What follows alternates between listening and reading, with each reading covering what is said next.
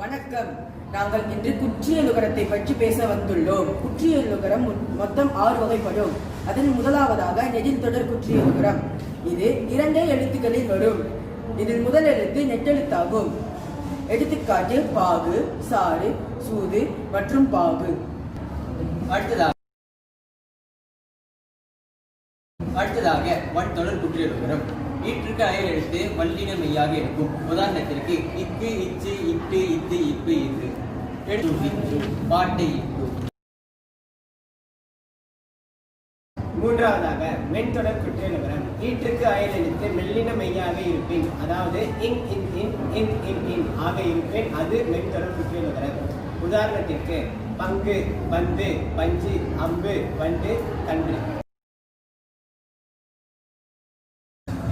நான்காவதாக இடைத்தொடர் குற்றியலுகரம். ஈற்றுக்கு அயல் எழுத்து இடையின மெய்யாக வரும். இப், இல், இப், இப், இல், இல். எடுத்துக்காட்டு கொய்து.